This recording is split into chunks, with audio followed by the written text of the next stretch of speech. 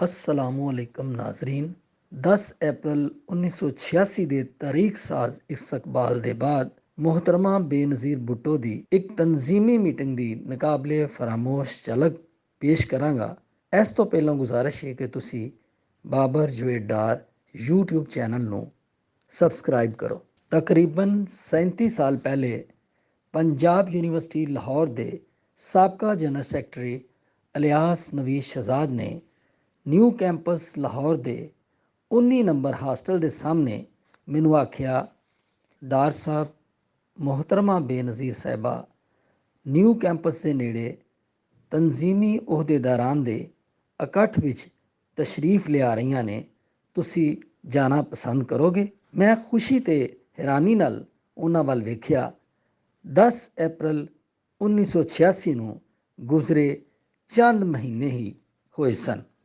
10 ਅਪ੍ਰੈਲ 1986 ਦਾ ਦਿਨ ਪਾਕਿਸਤਾਨ ਦੀ ਤਾਰੀਖ ਦਾ ਇੱਕ ਅਹਿਮ ਵਰਕ ਸੀ। ਇਸ ਦਿਨ ਦੁਨੀਆ ਭਰ ਦੇ ਲੋਕਾਂ ਦੀਆਂ ਨਜ਼ਰਾਂ ਪਾਕਿਸਤਾਨ ਵੱਲ ਸਨ।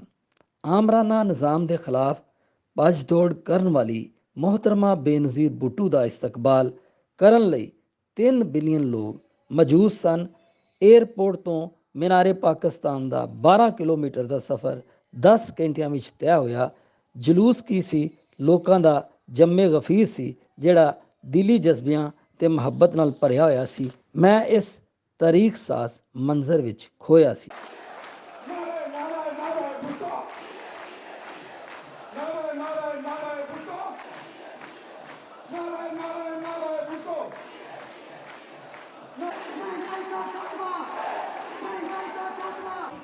ਡਾਰ ਸਾਹਿਬ ਕਿਸ ਸੋਚ ਵਿੱਚ ਗੁੰਮ ਹੋ?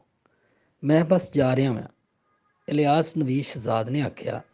ਮੈਂ ਉਹਨਾਂ ਦੀ ਮੋਟਰਸਾਈਕਲ ਤੇ ਬੈਠ ਗਿਆ ਤੇ ਅਸੀਂ ਦੋਵੇਂ ਮਜ਼ਕੂਰਾ ਰਿਹਾਇਸ਼ਗਾਹ ਵਿੱਚ ਪਹੁੰਚ ਗਏ। ਤਨਜ਼ੀਮੀ ਨੋਇਤ ਦੀ ਕੋਈ ਮੀਟਿੰਗ ਸੀ। 30-35 ਲੋਕ ਉੱਥੇ ਮੌਜੂਦ ਸਨ। ਮੁਹਤਰਮਾ ਬੇਨਜ਼ੀਰ ਭੁੱਟੋ ਸਾਹਿਬਾ ਤਸ਼ਰੀਫ ਲਿਆਈਆਂ। ਉਹ ਹਰ ਇੱਕ ਦੇ ਸਲਾਮ ਦਾ ਜਵਾਬ ਬੜੇ ਖਲੂਸ ਨਾਲ ਦੇ ਰਹੀਆਂ ਸਨ। ਮੈਂ ਕਾਨੂੰਨ ਦਾ ਤਾਲਬ ਇਲਮ ਸੀ ਤੇ ਉਹਨਾਂ ਦੀ ਮਿਲਨਸਾਰੀ ਤੇ ਪਾਰਟੀ ਦੇ ਲੋਕਾਂ ਲਈ ਸ਼ਫਕਤ ਦਾ ਜਾਇਜ਼ਾ ਲੈ ਰਿਹਾ ਸੀ। ਉੱਥੇ ਬੈਠੇ ਕਿਸੇ ਵੀ ਪਾਰਟੀ ਮੈਂਬਰ ਜਾਂ ਤਨਜ਼ੀਮੀ ਅਹੁਦੇਦਾਰਾਂ ਨੇ ਕੋਈ ਵੀ ਸਵਾਲ ਕੀਤਾ ਤੇ ਉਹਨਾਂ ਬੜੇ ਤਹੱਮਲ ਤੇ ਬਰਦਾਸ਼ਤ ਨਾਲ ਉਹਦਾ ਜਵਾਬ ਦਿੱਤਾ। ਅਗਰ ਕੋਈ ਹਦਾਇਤ ਵੀ ਕੀਤੀ ਤੇ ਬੜੇ ਸ਼ਾਇਸਤਾ ਅੰਦਾਜ਼ ਨਾਲ। 3 ਮਿਲੀਅਨ ਲੋਕਾਂ ਦੇ ਇਸਤਕਬਾਲ ਪਾਰੋਂ ਵੀ ਉਹਨਾਂ ਦੀ ਸ਼ਖਸੀਅਤ ਵਿੱਚ ਫਖਰ ਤੇ ਗਰੂਰ ਦਾ ਸ਼ਾਇਬਾ ਤੱਕ ਨਹੀਂ ਸੀ, ਸਗੋਂ ਉਹ ਹੋਰ ਹੰਬਲ ਤੇ ਡਾਇਨਾਮਿਕ ਵਖਾਲੀ ਦੇ ਰਹੀਆਂ ਸਨ। ਇਸ ਲਈ ਉੱਥੇ ਬੈਠੇ ਹਰ ਸ਼ਖਸ ਦੇ ਚਿਹਰੇ ਤੇ ਆਪਣੇ ਕਾਇਦ ਲਈ ਅਕੀਦਤ ਓ ਇਹਤਰਾਮ ਦੇ ਜਜ਼ਬਾਤ ਸਨ। ਲੋਕਲ ਤਨਜ਼ੀਮੀ ਅਹੁਦੇਦਾਰਾਂ ਤੇ ਕਾਰਕੁਨ ਆਪਣੇ ਵਕਤ, ਮਿਹਨਤ, ਨਸ ਭੱਜ ਦੇ ਜ਼ਰੀਏ ਤੇ ਮੁਸ਼ਕਲਾਤ ਬਰਦਾਸ਼ਤ ਕਰਕੇ ਆਪਣੀ ਪਾਰਟੀ ਦੀ ਖਿਦਮਤ ਕਰਦੇ ਨੇ।